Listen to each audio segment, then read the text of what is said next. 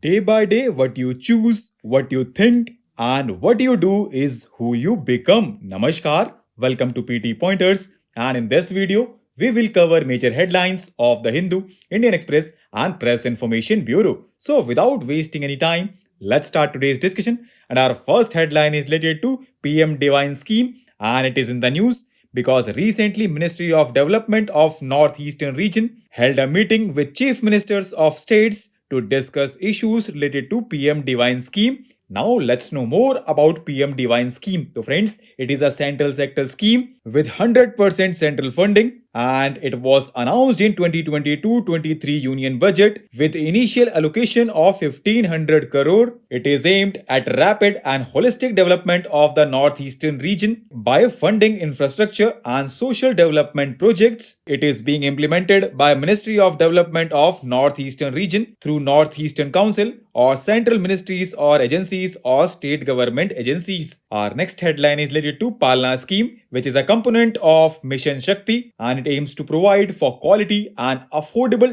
daycare facilities for the children of working women to encourage women's participation in workforce. And it is in the news because government will set up 17,000 creches across India under Palna scheme. Now let's know more about Mission Shakti. So friends, it was launched for safety, security and empowerment of women, and it has two sub-schemes, Sambal and Samarthya. Sambal is related for safety and security of women, and Samarthya is for empowerment of women. Our next headline is related to funding winter, which refers to a period in which funding for startups become more difficult to obtain due to variety of factors including economic conditions, market trends and investor sentiment. And slowdown in funding for Indian startups began around mid-2022. Our next headline is related to Padma Shri award, and it is in the news because recently Olympic medalist Bajrang Punia decided to return Padma Shri award in protest over the selection of the president of Wrestling Federation of India. Now let's know more about Padma awards. So friends, they are one of the highest civilian honors of India, announced annually on the eve of Republic Day, and they are given in three categories, and these are Padma Vibhushan for exceptional and distinguished service, Padma Bhushan for distinguished service of higher order, and Padma Shri for distinguished service. And do you know friends, Padma Awards are conferred on the recommendations made by Padma Awards Committee, which is constituted by Prime Minister every year,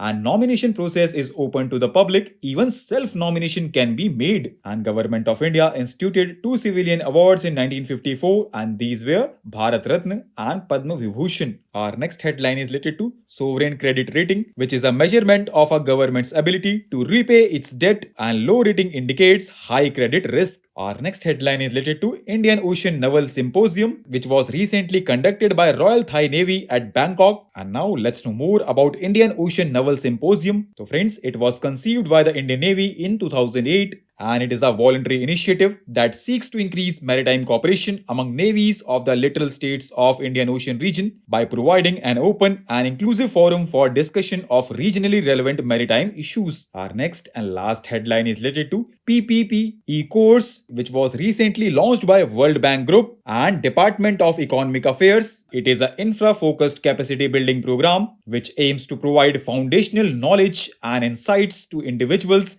keen on understanding and contributing to the dynamic realm of PPPs in India. So with this, let's conclude our today's discussion. Thanks for listening, and for regular updates, you can follow us on various social media platforms.